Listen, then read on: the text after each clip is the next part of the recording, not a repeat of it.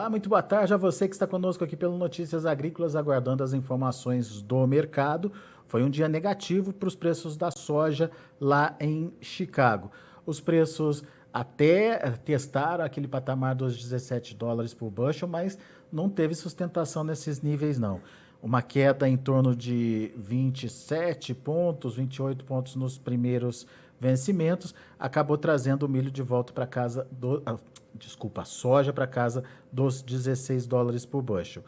Foi um dia também negativo para o milho, no entanto, o milho presente caiu menos, muito menos do que o milho futuro, milho lá para setembro, por exemplo.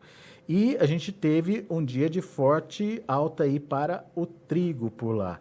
De qualquer forma, a gente está olhando esse mercado da soja e quer entender o potencial que tem aí para novas precificações. E quem analisa esse mercado hoje com a gente é o Vitor Martins, direto lá da Redpoint Global Market. Seja bem-vindo, meu caro. Muito obrigado mais uma vez por estar aqui com a gente, nos ajudar a entender esse momento, que, aliás, é um momento com influência dessa disputa russa com a Ucrânia, a Rússia com a Ucrânia, né, Vitor, que tem influenciado diretamente na comercialização de grãos e influenciado, inclusive, na formação de preços. E eu começo te perguntando dessa situação e por que o mercado hoje acabou devolvendo parte dos ganhos aí da sessão anterior, Vitor. Boa tarde, Alexander. Boa tarde a todos os ouvintes de Notícias Agrícolas. Obrigado pelo convite, Alexander. Realmente tivemos aí mais uma sessão de forte volatilidade, né? Tem sido o tom aí de toda a atividade, né, comercial por parte dos fundos, do mercado físico. Todo o tom do mercado tem sido volatilidade e hoje não foi diferente, né? Porém, nós tivemos aí uma sessão um pouquinho mais de aversão a risco no sentido de realização de lucros, né, por parte aí dos participantes do mercado, por parte dos fundos e, claro, também alguns cenários aí que já estão se formando, né, gradualmente, que são um pouco baixistas, sobretudo para a safra nova americana, né, 22-23, que vai começar agora, o plantio vai se iniciar lá em abril, maio. E claro, do lado da safra 21-22, né, que é a referência aí do contrato spot, que agora é o maio, né, basicamente a gente tem aí um mercado muito apreensivo acerca dos desdobramentos, né, das nuances relacionadas aí ao conflito geopolítico entre a Rússia e a Ucrânia e o quanto que o continuar desse conflito, ou a cessão desse conflito, vai impactar na cadeia de suprimento de grãos e oleaginosos. Mas essa queda de hoje tem aí um viés mais otimista com relação a uma negociação, por exemplo, Vitor?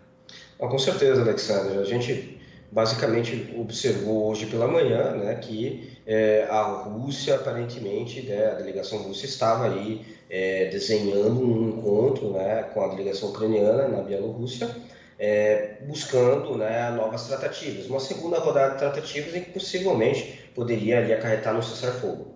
Realmente é algo que ainda nós não temos isso de forma oficial, chancelada. O que nós temos é uma continuidade nessa escalada de tensões, mas o que aparenta agora, Alexandre, é que o mercado começa gradualmente a retirar um prêmio de risco pós-guerra ao olhar que o complexo soja ele está muito mais focado e envolto em relação às condições agora da continuidade de colheita aqui no Brasil, embarque, né, de soja aqui no Brasil, e não menos importante, como que vai ser as condições pré-plantio, sobretudo no Corn Belt, que iniciará aí o plantio de soja ali na terceira semana de abril, usualmente, né? Então o mercado está olhando o clima americano e como que vai ser as condições aí pré-plantio para uma safra que, de acordo com o USDA, será possivelmente mais uma safra recorde, né? Olhando com um aumento de área significativo. Estou falando hoje de 88 milhões de acres de área plantada e uma produtividade de um bucho que, na linha de tendência, poderia chegar a passar acima de 52 buchos por acre. Em suma, projetando hoje, números falam em torno de 123 milhões de toneladas de potencial produtivo para a safra americana 22-23. Então, o mercado começa gradualmente hoje, Alexander, a retirar um pouco de prêmio de risco em relação ao Rússia e Ucrânia, que é muito mais altista para a soja, para o milho e para o trigo, cereais, e para a soja o mercado começa a olhar suas atenções para a situação de oferta, sobretudo no hemisfério norte. Muito bem. Agora, qual é, na sua percepção aí, Vitor, a tendência natural para os preços, então?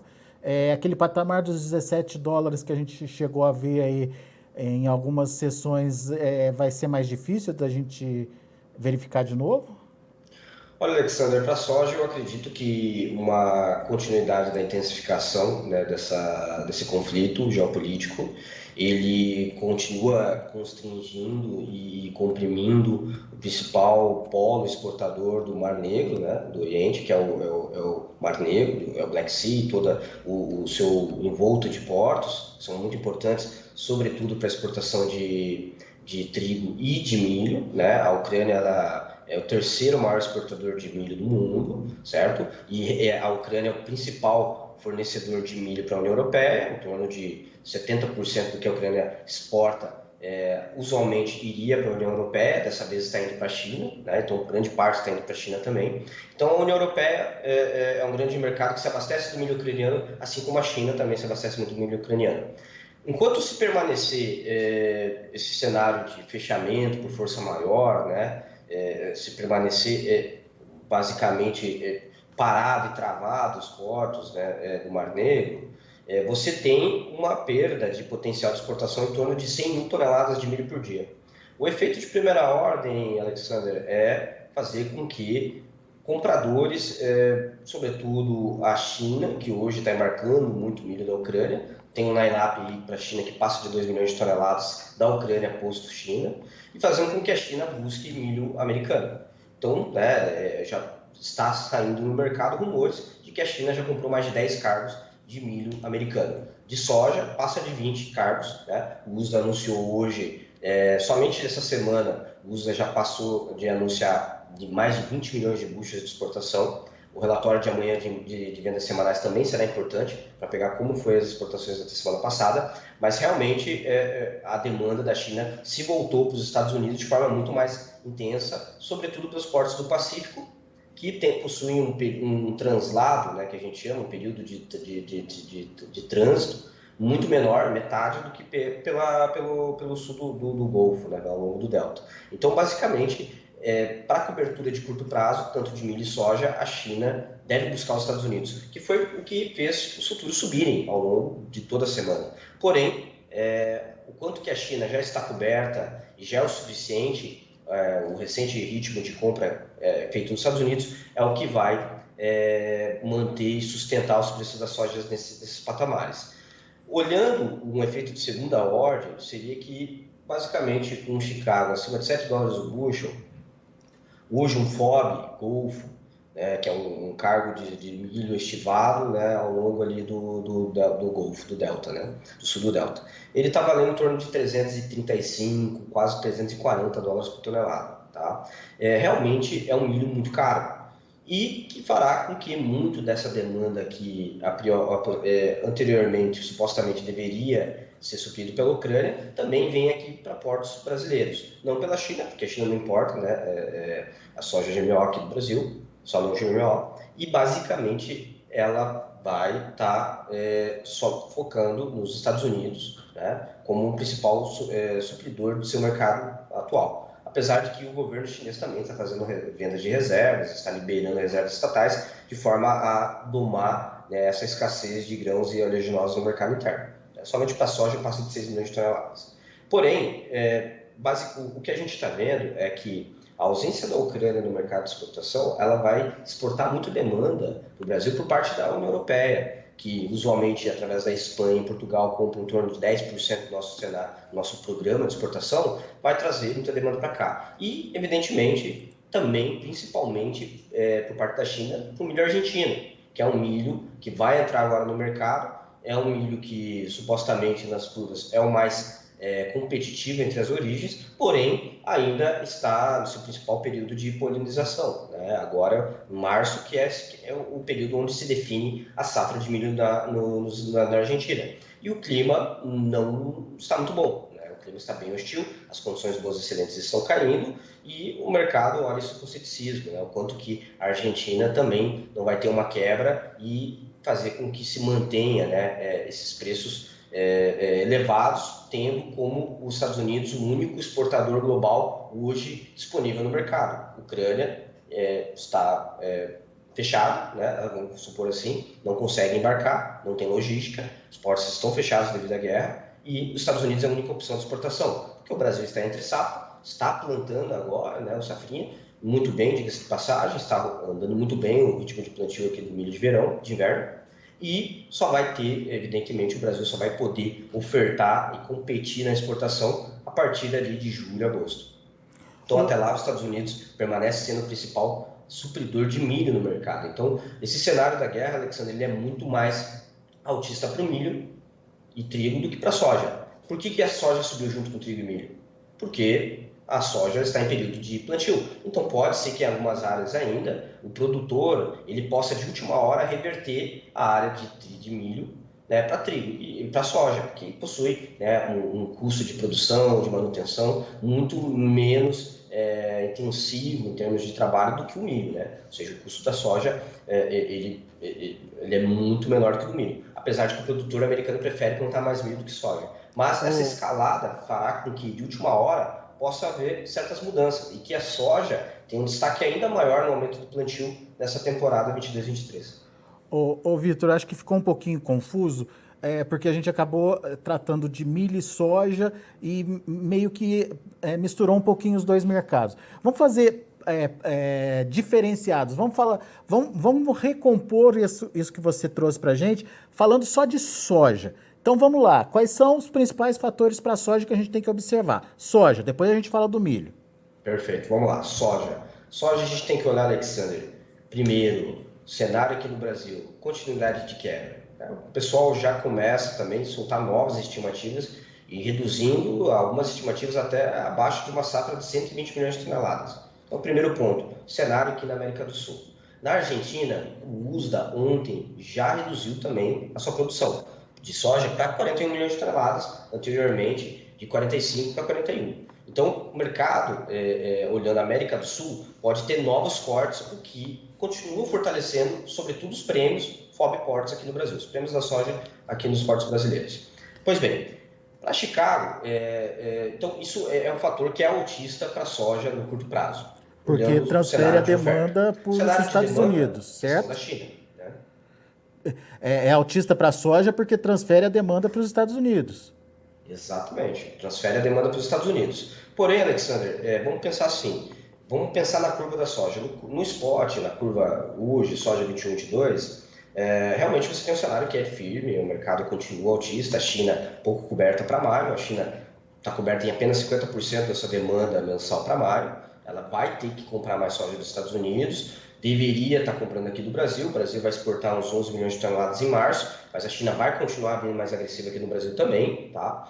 E, porém, esse é um cenário agora, realidade, safra 21-22. A safra realidade, safra 23, o mercado já está olhando para o cenário de clima nos Estados Unidos. Vai ser o pré-plantio americano. Então, o mercado climático lá. Se esse mercado climático for hostil para o plantio, ou seja, trazer um cenário muito quente e seco, que inibe um pré-plantio mais adequado, certamente também teremos um prêmio de risco, sobretudo na ponta curta dos futuros, que seria a referência agora maio e julho. Tá? Porém, para setembro e novembro, e sobretudo para março 23, que é a referência safra brasileira para a soja 23, onde o produtor ainda está pouco comercializado aqui, ele deverá olhar também o quanto que terá um aumento expressivo de área, todo esse aumento do bushel do flat price hoje. Né? Ontem saiu, inclusive, Alexander, o próprio seguro de safra, o preço de seguro de safra por parte do USDA, o quanto que o governo vai segurar o produtor no cenário de quebra de safra.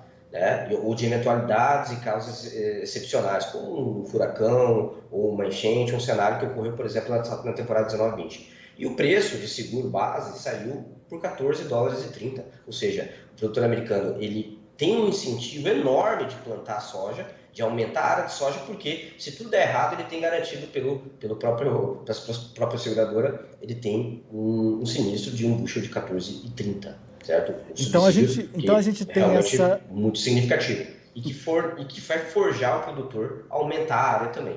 Então, Então a gente na tem soja são esses esse. Ô, fundamentos, Vitor, né? Vitor, só para deixar claro. Então a gente tem um cenário de restrição de oferta ainda pesando e sustentando preços nesse primeiro momento, mas com uma condição que pode ser diferenciada a partir da expectativa de oferta aumentando nos Estados Unidos. Isso para o Exatamente. segundo semestre ou já ainda nesse primeiro semestre? Isso será, Alexander, refletido com mais ponderação nos futuros do segundo semestre. Tá. Mas começa já a afetar hoje os futuros longos, que é o março 23, por exemplo, né? Que o março 23 ele caiu, chegou a cair hoje 10 centavos por bushel a mais, né, do que o spot, ou seja, o safra nova que a gente fala, no mercado futuro, lá 23, safra referência safra 23, que impacta muito aqui o sujicultor brasileiro, né, que vai começar a plantar agora em setembro, ele já começa a refletir hoje, ou seja, esse prospecto em um cenário de maior área por parte do produtor americano vai refletir a ponta longa também, porque os estoques globais de passagem vão ser maiores. Então, tem muito isso que a gente tem que olhar em consideração, Alexander. São duas fases hoje que o sujicultor tem que olhar. O cenário no curto prazo, que é a safra 21-22, que é o spot disponível, e o cenário para o futuro. O cenário para o futuro, que é a soja 23. Então, soja 22, o cenário é continuidade de redução nas ofertas da América do Sul, né? Transferindo demanda para os Estados Unidos, a China pouco coberta, necessita ainda de maior demanda, sobretudo de soja americana hoje, que está mais barata para junho e julho do que a brasileira, porque os prêmios subiram muito aqui, encareceram muito, né? Custo de frete China. Então, esse é um cenário que deve ser, o mercado vai olhar com muita atenção agora, né? O quanto que a China vai continuar originando esses signos elevados que ela está originando dos Estados Unidos, a COFCO, né, enfim, a Sinogreen, estatal chinesa, como a Conab aqui no Brasil, ela originou mais de 10 cargos somente ontem, né? Então, essa semana passa de 20 cargos nos Estados Unidos. Os Estados Unidos está vendendo bastante soja para a China, tá? Mas o quanto que a China também vai continuar atuante aqui no Brasil. Isso é muito importante, tá? Então, referente 21 e 22 são esses cenários, Alexandre. Ô, Continuidade ô, de redução do Brasil e demanda chinesa. ô No Vitor, longo prazo, Estados Unidos. quanto mais competitivo a soja americana está do que a soja brasileira hoje? Não, hoje, numa base custo e frete com custo e frete, o Brasil ele já está mais competitivo por causa da alta de ontem, tá? Mas se a gente for pegar, vamos lá, hoje, quer ver, ó, a gente tem hoje, Alexandre, vou fazer uma conta bem rápida aqui, ó, a gente tem hoje a soja custo e frete China, ela chega a 737 dólares por tonelada, certo? Vindo do Brasil, essa soja, ela está valendo 670. Pelos Estados Unidos, eu estou falando de 659, tá? Então, assim, hoje, uma soja aqui no Brasil, ela está mais cara do que uma soja americana, uma base FOB, de 11 dólares. Só que se você adicionar o frete marítimo posto China, que é o que a gente fala de custo de frete China, que é onde realmente importa, hoje realmente os Estados Unidos ainda possui um ligeiro encarecimento em frente ao Brasil. O Brasil ainda é mais competitivo, mas foi muito mais. Essa redução hoje ela não passa de 5 dólares de diferença, sobretudo para junho e julho. Tá? Ou seja, que é o pico de exportação aqui do Brasil. Então, Uhum. junho e julho, né, o pico de exportação do Brasil, o Brasil ficando mais caro que os Estados Unidos. Muito bem. Por conta, obviamente, do prêmio também, né?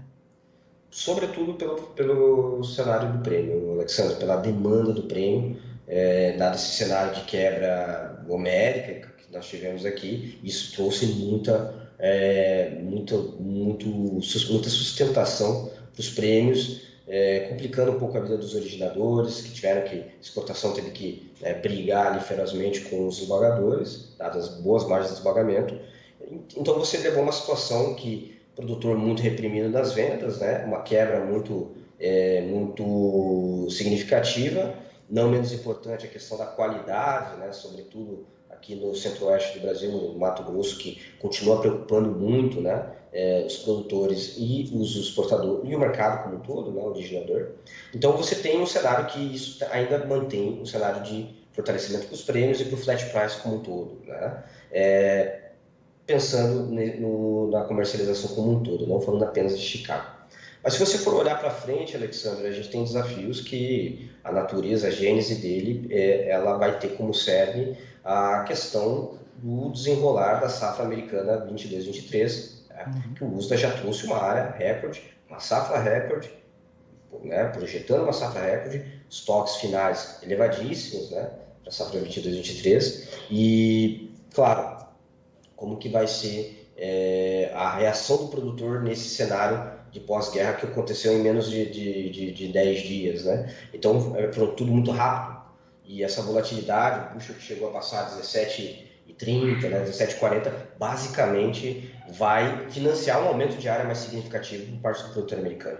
Então, a gente vai ver agora, Alexandre, quanto que vai subir essa área. Pois é. Isso é importante também, o quanto o preço estimulou a produção da soja aí, em especial nos Estados Unidos. Agora, ok, o cenário da soja, perfeito, entendemos perfeitamente que são dois cenários distintos para esses próximos meses e olhando um pouquinho a influência da safra americana para o segundo semestre e inclusive para o ano que vem. Agora, e para o milho, Vitor, quando você fala que para o milho os fundamentos são mais altistas do que para a soja nesse momento? Isso tem a ver com a guerra, certo? Certamente, Alexandre, certamente. O cenário para o milho, ele pauta do seguinte cenário, né? O Brasil ele exportou muito milho, mais de 2 milhões de toneladas agora em janeiro. O mercado de exportação tomou aí um volume significativo, sobretudo ao longo do quarto trimestre, até agora, começo do ano, virada do ano. Volume esse que não poderia, digamos assim, em termos de balanço de oferta e demanda, não, assim, realmente o mercado não suportava isso, né? Então, manter esse cenário de escassez de oferta de milho no mercado interno e o que tem ir para a exportação foi algo que realmente complicou o cenário da mercadologia do milho, ao passo que você tem um originador, no caso o mercado interno, que possui estoques, aí está bem coberto até abril, né, segundo as estimativas nossas. Basicamente, Alexandre, o mercado continua ainda a observar com atenção o ritmo de plantio do milho de inverno, como que serão as condições, né, ali principalmente em abril, né, maio, que é o principal período de pendoamento, né, do milho, se teremos, né, um veranico, como falam, né, aqui no Mato Grosso, se nós teremos geadas no sul, como ocorreram no ano passado, e o quanto que realmente o mercado, as lavouras vão conseguir sair ilesas dessa hostilidade climática que a gente tem observado recentemente, sobretudo aqui no sul, dado o efeito do Laninha, né? Então, Essas o são as mercado vai olhar com muita incertezas, atenção o clima, tá? essas são Do as lado da oferta. incertezas para o Brasil. Isso é para o Brasil. Então, a questão de oferta. E do lado da demanda, o quanto que a ausência da Ucrânia, que hoje é o terceiro maior exportador de milho do mundo, ela vai exportar demanda para os Estados Unidos e aqui para o Brasil. Para os Estados Unidos, a gente sabe quem que vai exportar, né? A gente está falando da China. A China indo lá, né? Originado dos portos americanos, já estimam-se mais de 10 navios vendidos ao longo desses últimos 2 dias, tá? Amanhã teremos aí melhor, vamos ter aí como computar melhor como que foram as vendas da semana passada também.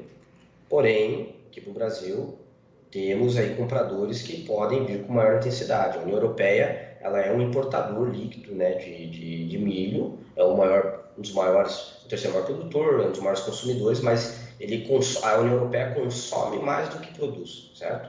E tem que importar. Importa da Ucrânia. 70% da importação da União Europeia é da Ucrânia. E um pouco, sobretudo a Espanha e Portugal, origina muito aqui do Brasil. Então, quanto que essa demanda virá para cá também, né? E outros países, né, a gente vai ter que olhar como que vai ser o cenário da Coreia do Sul, que é um típico comprador americano, mas que com esses preços elevados do milho americano de Chicago devem trazer demanda aqui para portos brasileiros. O Japão também, que é um comprador nato, né, dos Estados Unidos, também pode vir para cá. outros países do Sudeste Asiático, como o Vietnã, que é um grande originador de milho, também deve intensificar as compras aqui no Brasil. Então, no milho, a gente vai ter que observar isso, Alexandre, o quanto que a constrição, né, do hub logístico do Mar Negro, da Ucrânia, vai deslocar a demanda aqui para os portos, sobretudo no mercado de exportação aqui no Brasil. E olhando basicamente o cenário de oferta do milho, a gente tem, aparentemente, com a Ucrânia, obviamente, Ucrânia e Rússia fora da jogada, uma oferta muito mais enxuta do que a de soja, por exemplo, né? Com certeza, Alexander. Olha, o Brasil estimava exportar essa temporada, né, do milho de inverno, temporada vai lá, 2021. Falavam-se de uma exportação de 15 milhões de toneladas, né? Alguns falaram até de 13, 15, e no final das contas a gente vê que o mercado vai exportar mais de 22 milhões de toneladas. Ou seja, foi um ritmo de exportação muito agressivo para um mercado que veio de uma Escassez, né? quebra muito significativa, né, no milho de inverno, na América do Sul como um todo, né, aqui em termos de milho, e basicamente o mercado racionou essa demanda de alguma forma. Tá? Então o mercado interno se alongou, racionou essa demanda, porém ninguém contava com esse cenário de guerra, com esse cenário geopolítico, esse estresse que vai trazer uma sobredemanda que ainda o mercado não calculou. E a gente vai observar isso muito pelos prêmios, né? Hoje, se você for olhar um prêmio para julho e agosto, FOB Santos, né, que é a referência principal de embarque do milho aqui brasileiro, hoje você tem um aumento mais de 30 centavos por bushel, até 40 centavos por bushel, em detrimento a um mês atrás. E isso em um ambiente onde as condições pré-plantio para o milho de inverno foram excelentes, porque colheu soja rápido, plantou milho rápido, muito dentro da janela, permitindo que o produtor consiga escalonar melhor as maturidades, né, não concentrar muito numa janela só, conseguindo dispersar mais ali, né, todo, né, o escalonamento, né, das maturidades dos híbridos. E você teve um aumento de Chicago que passou de $1,20 por bushel, né? Todos esses foram componentes que deveriam fazer com que os prêmios FOB Ports derretessem, né? Projetando, né, realmente que o Brasil teria mais soja e seria mais barato. Não foi o que aconteceu. Os prêmios aqui, tanto da soja, principalmente da soja, a gente viu que subiram significativamente, né, desde a virada do ano, sobretudo pela quebra, mas para o milho de inverno, a gente não contava que o Brasil ia subir tanto na exportação também, e a paridade de exportação voltasse a ser o principal precificador hoje do mercado brasileiro, que hoje precifica o milho em torno de 7 até R$ 8 por saco acima do preço do mercado interno. Então, muito disso se deu pela paridade de exportação, Chicago e prêmio. E o prêmio continua se fortalecendo e deve se fortalecer mais, sobretudo com essa demanda inesperada que virá de compradores usualmente do hemisfério norte. Então, se a gente olhar friamente, potencial de mercado, potencial de alta para mercado, o milho tem a sua vantagem sobre a soja nesse momento? Nesse momento, sim, Alexander, tem, porque você ainda está entre safra, você ainda tem um cenário que é incerto, o pessoal está pensando no plantio, o produtor que já vendeu bem no rally vai segurar um pouco, vai dar uma segurada na comercialização, sobretudo porque ainda tem que ter uma margem de segurança, né? O produtor vai começar a vender mais a partir de maio, quando vê o primeiro pendão brotando. Aí, vamos dizer assim, né? Você tem que plantar, ver como vai ser o clima clima tem sido muito hostil, e o mercado, tanto nos Estados Unidos, está da mesma forma, né? O mercado que está entre safra, já exportou muito milho, você tem uma demanda muito ávida pela China ainda por milho, essa demanda que deveria ser consumida pelos importos ucranianos, né? Ou seja, como eu disse, hoje você tem mais de 100 navios parados ao longo do Mar Negro, em um volume que passa de 3 milhões de toneladas no line-up dos navios, né? Que ainda estão chegando para atracar. Então, isso só está se comprimindo e retirando logística, fazendo com que se exporte demanda para outros players. E no Brasil você não tem milho disponível hoje para atender esse mercado de exportação, somente o milho americano. É verdade, é verdade. Muito bem. Vitor Martins, meu caro, muito obrigado pela sua participação aqui com a gente no Notícias Agrícolas e volte sempre. Obrigado, Alexander. Vamos acompanhando. O cenário promete ainda pela frente. Temos muitos eventos, né, importantes. E estaremos aí antenados aí nos desdobramentos e olhando sempre sempre olhando para frente, as nuances do mercado. E que venha o cessar-fogo, né? E que venha o cessar-fogo, né? Se Deus quiser. Isso aí. Obrigado, Vitor. Abraço. Obrigado, um abraço, Alexander. Tchau, tchau. Tá aí a análise do mercado, o Vitor Martins trazendo aqui para a gente fatores que justificam aí a variação dos preços. Nesse momento, segundo o Vitor, o milho tem mais potencial de alta que a soja, apesar da soja ainda ter o seu, a sua âncora aí, enfim, o seu preço, né, médio aí mantido em função da oferta restrita, principalmente da América do Sul, e ainda a incerteza sobre o tamanho da oferta lá nos Estados Unidos. Mas a partir do momento que a safra americana começar a ser plantada e que, de fato, os números que estão começando a ser projetados de uma grande safra por lá forem se confirmando, a tendência é do mercado virar. Para o milho, a situação é diferente, trazendo mais oportunidade, tanto para o Brasil quanto para os Estados Unidos também, principalmente para quem tem milho nesse momento, obviamente. A falta da Ucrânia no mercado pode dividir essa demanda, China buscando milho principalmente nos Estados Unidos, e a Europa, que é 70% abastecida ali pela Ucrânia, talvez podendo aí buscar a alternativa de compra aqui no Brasil. Então, essa condição dá uma sustentação maior para o preço do milho do que para a soja, inclusive com potencial de elevação mais rápida dos preços. Vamos ver como encerrar as negociações lá na Bolsa de Chicago. Você acompanha comigo agora na tela. Olha aí, o março, 16 dólares e 77 centes por bushel, uma queda de 28 pontos. O maio, 16,63, caindo 27 pontos. Julho, 16 dólares e 34 centes por bushel, 28 pontos mais 75. Agosto, 15 dólares e 85 centes por bushel, perdeu 30 pontos e meio. Vamos ver o milho. Olha aí, o milho tem uma diferença entre os contratos mais curtos e os de mais longo prazo. O março, 7 dólares e 39 centes por bushel, recuou pouquinho, 0,75. O maio, da mesma forma, fechou a 7 dólares e 25 centes por bushel. Julho já caiu mais, 14 pontos a 6 dólares e 93 centes por bushel. Setembro, 6 dólares e 27 centes por bushel, caindo 16 pontos mais 75.